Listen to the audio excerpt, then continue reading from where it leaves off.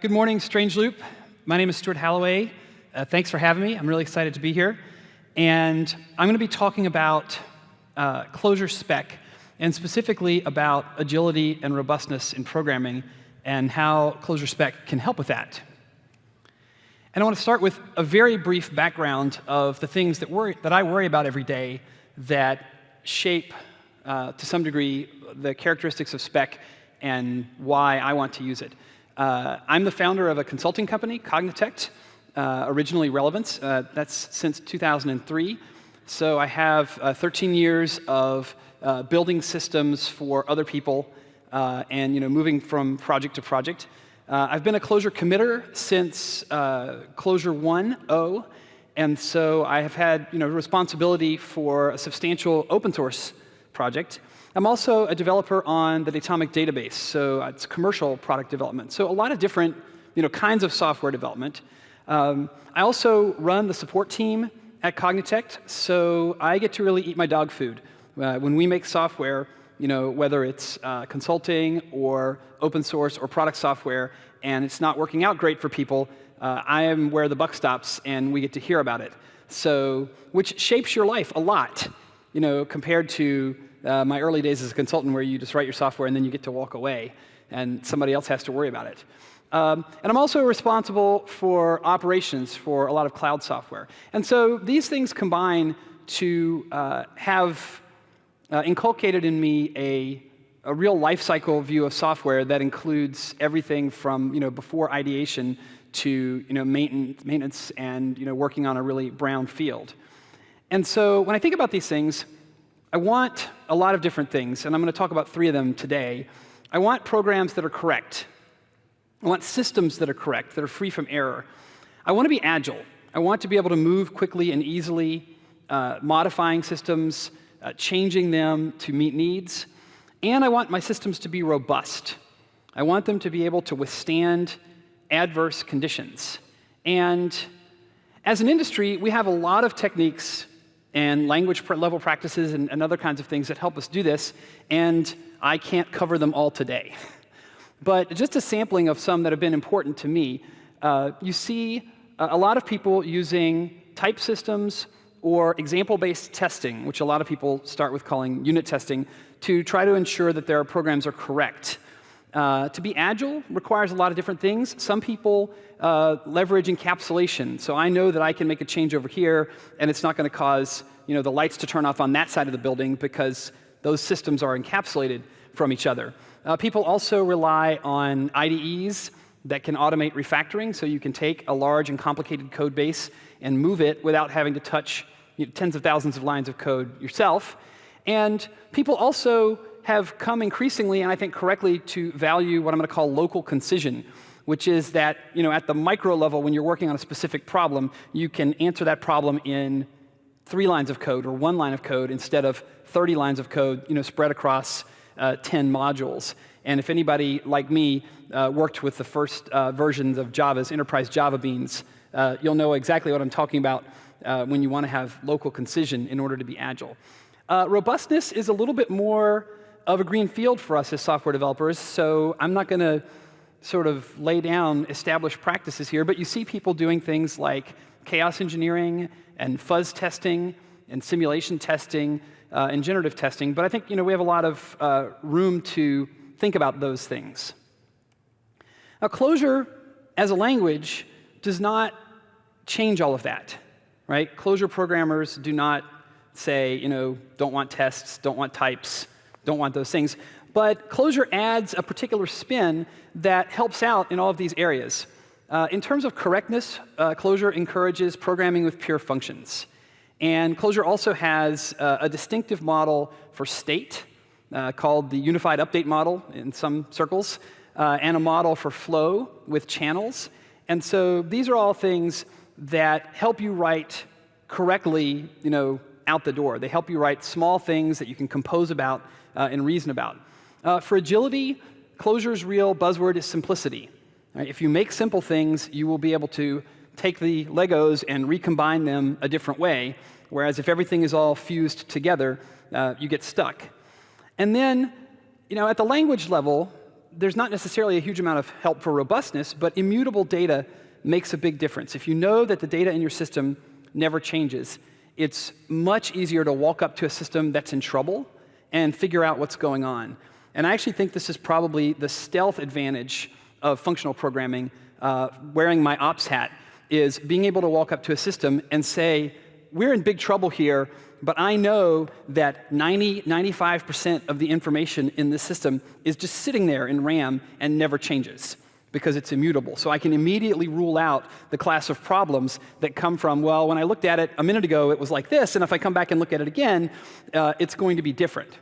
So, and then I have this other term here, which I've put in all 3 rows, and I'm about to define, or characterize at least, which is systemic generality. And so the idea with systemic generality is that all domains use the same general purpose data structures, where in a lot of languages you would make up a new type or make up a new class or a new object to represent every entity in the system. Clojure encourages you to represent entities as, for example, maps or dictionaries. And so you might walk up to a system written in C# or Ruby and find hundreds of classes representing different things in your domain. And in Clojure, you're going to find one class. And you don't even see it as a class, right? You're going to find maps, and you're going to program with them. And the advantage of this is really summed up by the Perlis quote, which is, it's better to have a large number of functions that all work on a single data type than to have a lot of disparate functions that work on specific data types. And in Clojure, this generality is extended by being systemic. So when you write Clojure programs, you have the ability to use these generic data structures everywhere. You can use them in your code, but you can also use them in your configuration files, which could be written in Eden. You can use them on the wire with Eden or with Freshen. You can use them in your durable store. And so what this does is it gives you the ability to write really small code and work in a very general way and have the algorithms that do that job be much better vetted because there's a small number of them. Right? That's kind of a downstream consequence that people don't necessarily immediately think about. So you have, instead of having 10,000 different functions in your system, you have 100. If you have 100, you can spend a lot more time making sure those 100 functions are correct. You can spend a lot more time making sure those 100 functions are fast. And then doing this across the system means that you don't have to have toll booths everywhere in your system where you're crossing a boundary from, is this my code? Is this my configuration? I mean, how many people have written something that they're totally happy with from a unit testing perspective or from a static typing perspective, and then it falls over in production because there's something busted in an XML file somewhere? Or something shows up in a bit of JSON that you didn't expect. So taking this systemic approach is really valuable. And Clojure's been around for over a decade now, and so we have some experience reports with what it's like to program like this. And the fact of it is, it's pretty good. Right? People say great things. This is a quote that's been used in Clojure talks before, talking about developers. The very best programmers are producing amazing things, and they're doing so really quickly. So this is great. And if it were 2015, I would stop right now, and we could all hang out for a little bit, and just chat and get to know each other. Or we could dig in and do a deep dive into the stuff that I just talked about, talk about functional programming or immutable data or systemic generality. But I want to do something totally different today, which is talk about a problem that eats at the conscience of Clojure developers. And that problem is that this systemic generality idea is fantastic, except that we all work with specificity. Right? When you sit down to actually work in your domain, you're actually thinking about addresses or order items or models of the human body or models of equipment on a factory floor. They're actually specific things. And so the Clojure promise is, your life is going to be better if you talk about those specific things in a really general way. And so what happens is people have to be disciplined in how they think about specificity, right? Clojure doesn't have specificity as a language objective. It's kind of the opposite. And so thinking about specific things is on you. And people go through 2 phases with that. If you're an outsider to Clojure, especially if you come from a world of static typing, it's just downright scary. Right? Everything that you look at in your traditional programs that you're used to writing that shows you how this domain is different from that domain and what's interesting about your domains appears to be gone in Clojure, right? In the name of this generality.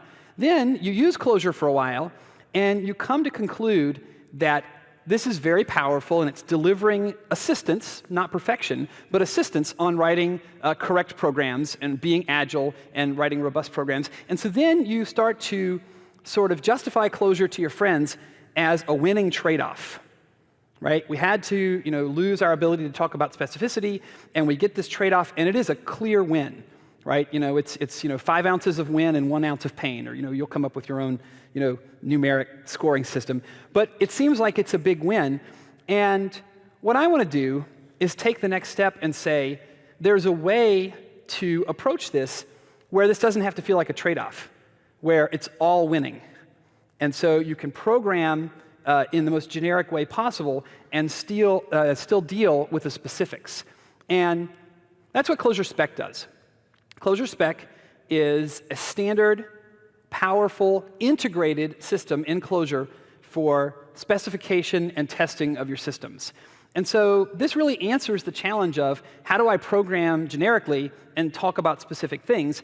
And it answers it by saying not you have to be specific everywhere, which is what static typing and object-oriented programming, sort of the direction that they take you, but saying that you can be specific in an a la carte way, sort of running alongside your actual code, sort of a separate place, and you can do this without sacrificing generality, and then you can leverage this specificity at your discretion. So it's an entirely opt-in proposition. There's a bunch of different things that you can do with spec, or you can do no things with spec.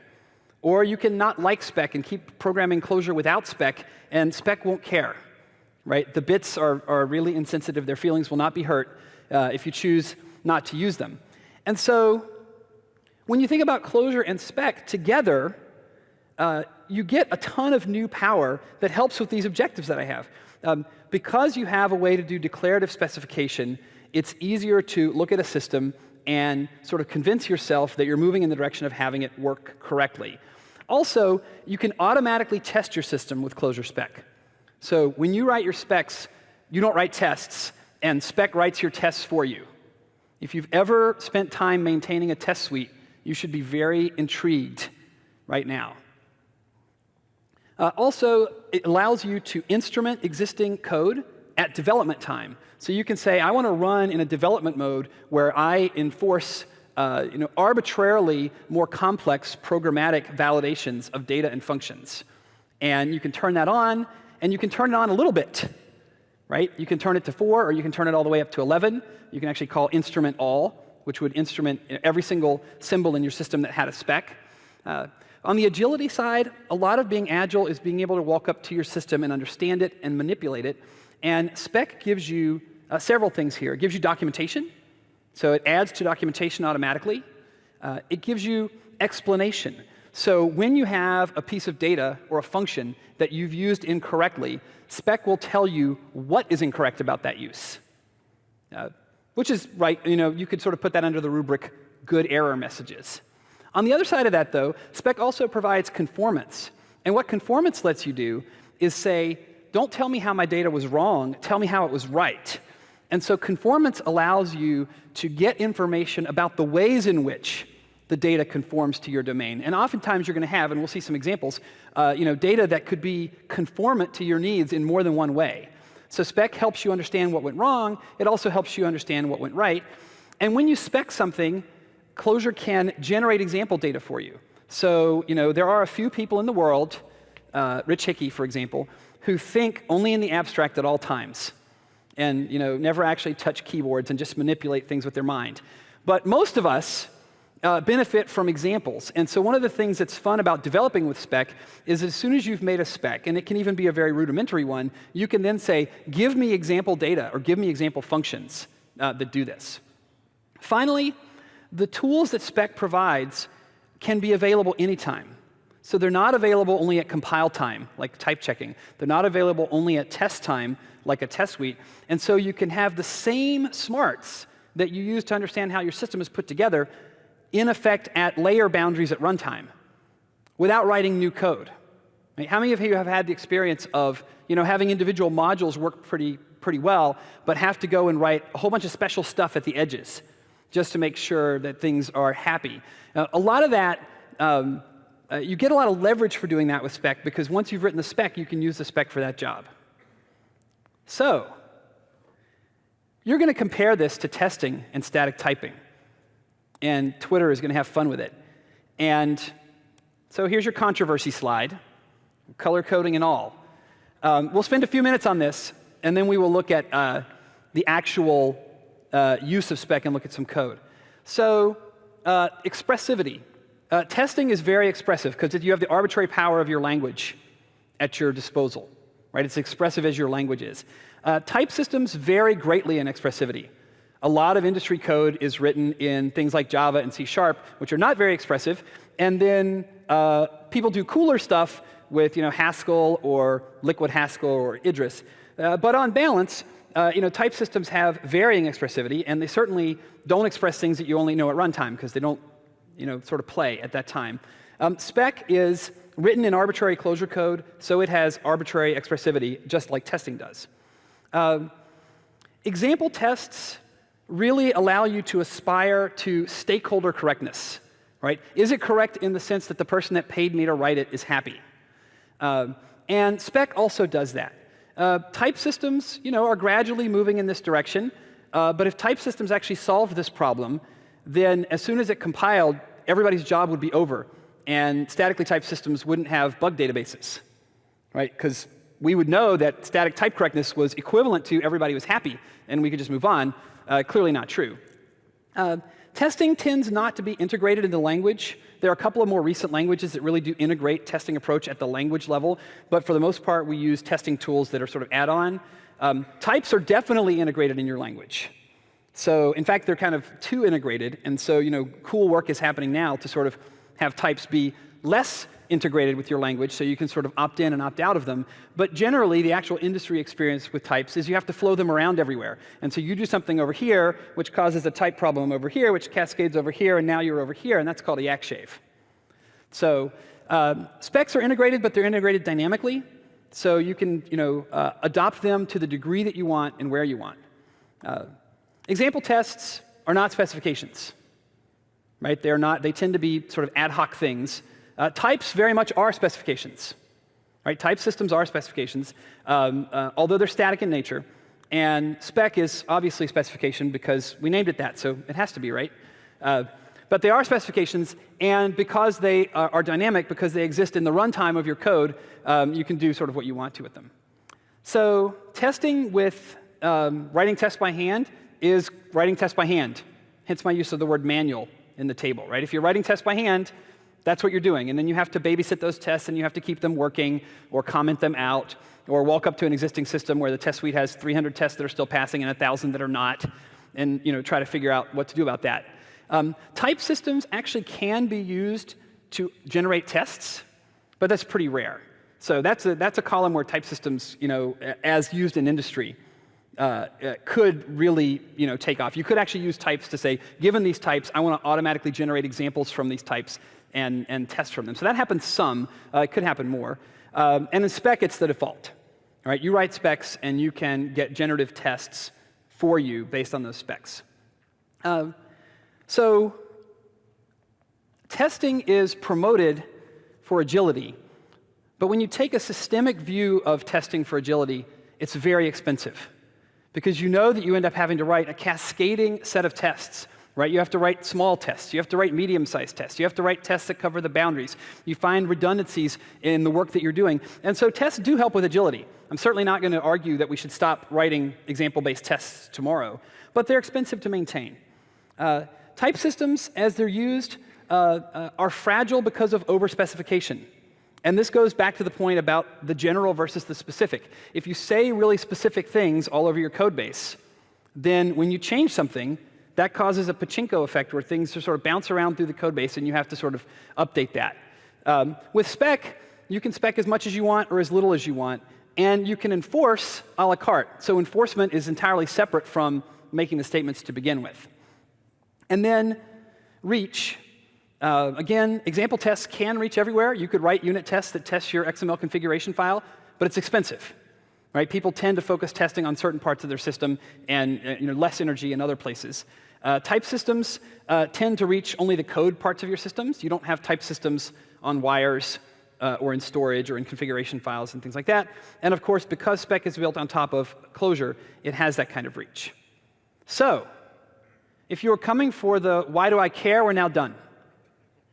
This is why this slide is really why we built spec and what we were trying to do with it. And then I'm going to use the next 20 minutes to talk about, show you some code and show you what it looks like using it. So having written specs, what kinds of things can you get help with? Well, you can find out what are the building blocks of my system, because you have this declarative specification. You can ask what invariants hold about data or about functions.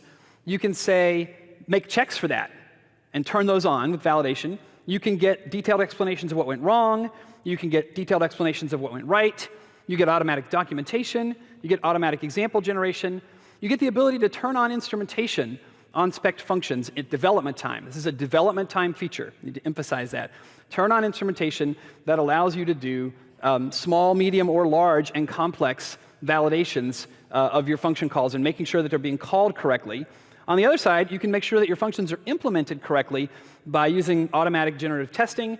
And then you can leave assertions in your production system that leverage this same thing. So, unlike with types and with tests, which tend to be kind of gone, once you're in production, these things are still there, and you can opt in to the exact amount of sort of protection you want. Now, in order to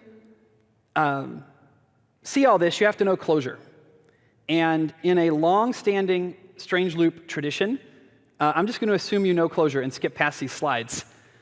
I'm going to give this talk in other environments later, but for now, I'm just going to assume you know Clojure because we got a lot to cover. And we're going to talk about the actual building blocks here. So we're going to start with, what does it mean to make a specification? Well, if you're a Clojure programmer, you already know how to make specifications because all the predicates in Clojure are specs. And so these predicates cover things that you might think of as like primitive-like, if you're looking at it from a Java language perspective, so things like am I a long or am I a double. They also cover things that are class-like, so things that are like am I a ratio or a string or a UUID. But it also includes predicates that cross-cut things that the Java type system underneath Clojure doesn't know anything about. So you can say, am I a rational number, which is actually the union of types that don't have a type relationship between them. But it goes further than this. Any arbitrary predicate can act as a spec. So predicates are not limited to talking about the shape of things. They can also talk about the runtime values that they have. So you can have a spec that says, is something a specific value, like true or false, or in the set 0, 1, and 2. You can talk about the ranges of things. So is this a positive integer? Is this a negative integer? And really, you can talk about arbitrary runtime facts. Right? If you can write a function that takes an argument and returns true or false, you're now participating in spec. Right? You can write your own predicate, and that predicate is now a spec, and you can use it in all these ways in your system. Of course, we have collections, and there is a rich set of support for collections, but just to give you a little bit of a flavor of it, you can say just what's in my collection. So call of string this is a collection that needs to be full of strings and strings only. And then there's a lot of bells and whistles. So you can say, I have a collection of integers, but that collection has to be of a vector shape, and there have to be at least 5 integers, min count 5, but there can't be more than 10, so max count of 10. And by the way, all the integers are distinct. Right? So the integer 2 can't appear in there again. You can have heterogeneous tuples. So this is a pain point sometimes in languages like Java where you really want kind of these generic things. You can just walk up and say, OK, this thing is an int, followed by an int, followed by a keyword. And of course, everything composes. So you can say, I want to make a map of keywords to collections of integers. So this might be all of the different characters in a game and then their scores, or who knows. Spec also has Boolean operators and or. So you can say more than one thing has to be true about a piece of data. You can say this thing has to be a string, but this is a string that represents a skew in my catalog system. So it's a string, but it also has to start with SKU hyphen. Or you can have an or. So here we have a system where imagine that people can identify themselves either by their assigned numeric ID or by their email. You can say that a person's identifier is either a positive integer or a string. Now, once you start making these compositions in more elaborate specs, you very quickly want to have named specs. Right? You want them to be a first-class thing in the language so you can give them names. So the def form allows you to give specs names. And you can say things like myapp/sku is a string that starts with sku. And purchaser is someone who has either an account ID, which is an int, or an email, which is a string.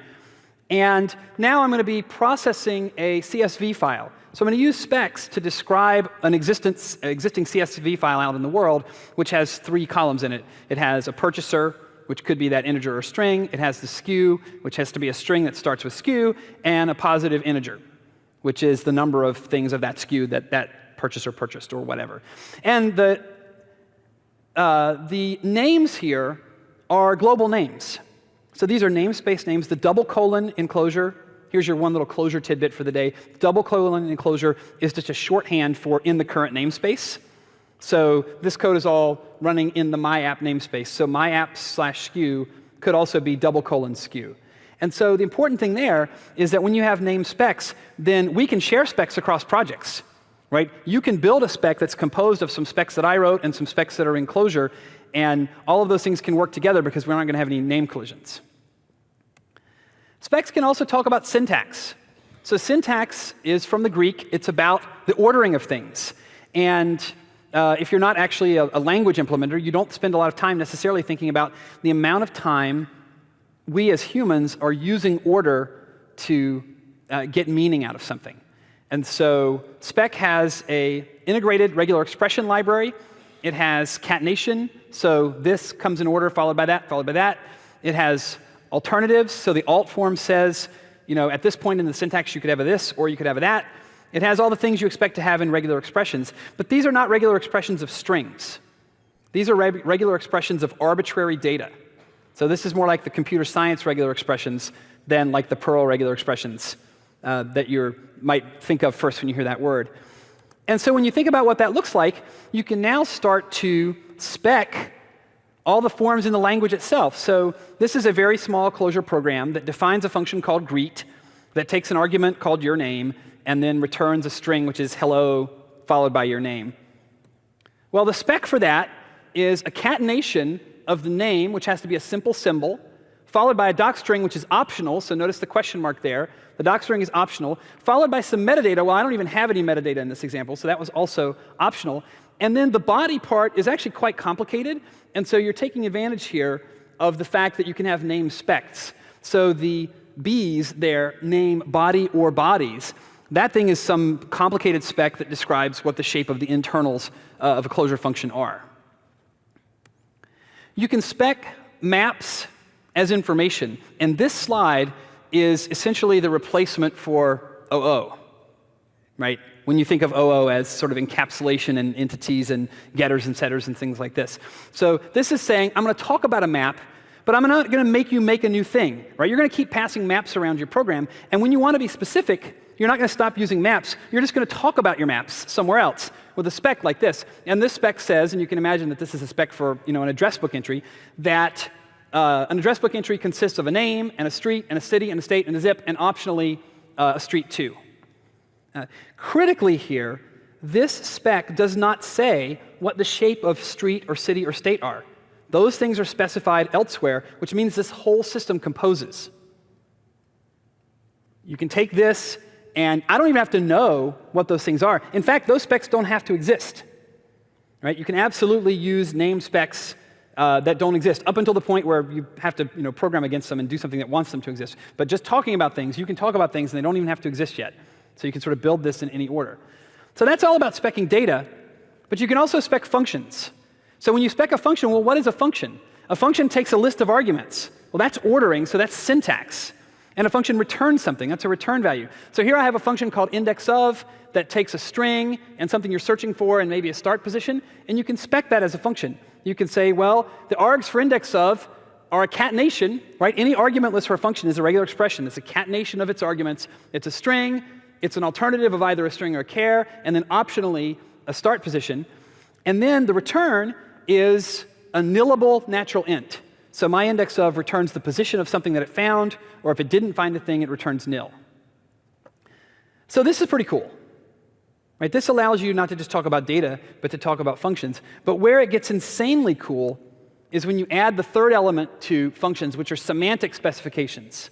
So what are the semantics of a function? The semantics of a function are the relationship between its arguments and its return value. This is fundamentally a dynamic thing. Right? You have to run the function to see.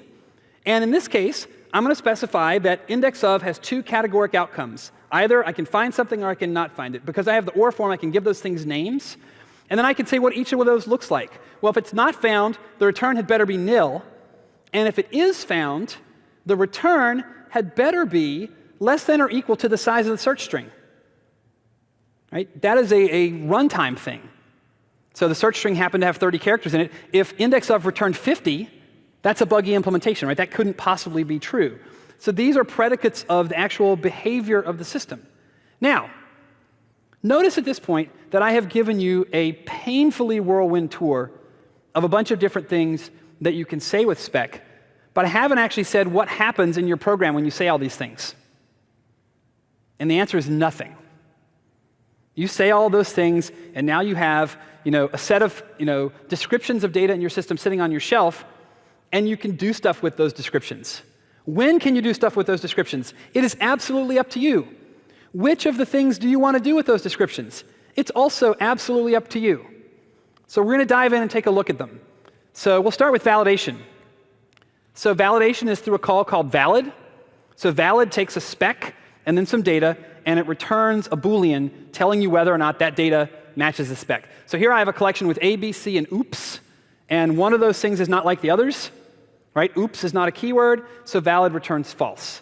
Now, like most Boolean functions, valid cuts the universe in half, but it's not very exciting to look at on a slide. Right? It's not a whole lot going on there. So what you want to know is not just that you're wrong, but what went wrong. So you can also say, explain to me the way in which this data does not match my spec. When you ask for an explanation, you get what was wrong. The value oops was the problem. A, B, and C were fine. You get how it was wrong. The predicate was keyword, which it didn't match. You get what position it was wrong at. It's at position 3, 0, 1, 2, 3. We're zero-based by some weird tradition that started in the 70s. So now you have a detailed and precise pointer to where your problem happened. And by the way, this detailed and precise pointer, this is all compositional. So if you have, the JSON ball of mud from hell that's got something wrong with it, 17 layers deep, in that thing, then you're going to have a path through that thing and a thing pointing you exactly where the problem happened. So it's nice to know how things went wrong, but you might also want to know how things went right. So you can say conform. Conform takes a spec and some data. In this case, this data is actually program code.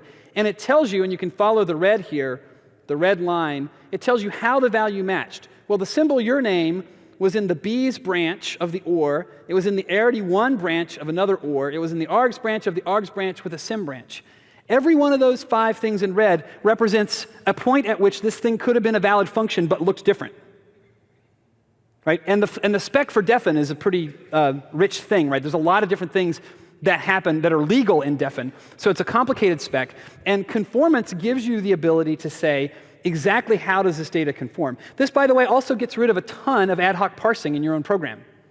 Right? If you're having to interpret something that's ordered, the first thing that you want to do is often give names to that order. Well, spec gives names to that order, and then you can call it on an a la carte basis. If you're an experienced Clojure programmer, think of this as destructuring on steroids. Right? This is data-driven destructuring where you can drive the destructuring sort of anywhere you want. Of course, you get documentation and example data. So having spec'd that letter grade is a function that takes a numeric grade and returns one of the letters A, B, C, D, F. Then in the documentation string, you get a spec addendum section that says, here's what this is. I have found that a lot of times, once I start specking functions, I don't actually put anything else in the doc string. Right? I just let the doc string get the little spec addendum, and that's all I need to know. You can also get sample data. So you can say, well, I know that a grade, I'm going to define that a grade is a number. This is American, at least the grading system I had when I was in high school. A grade is a number between 0 and 100, and then I can say, exercise grade for me.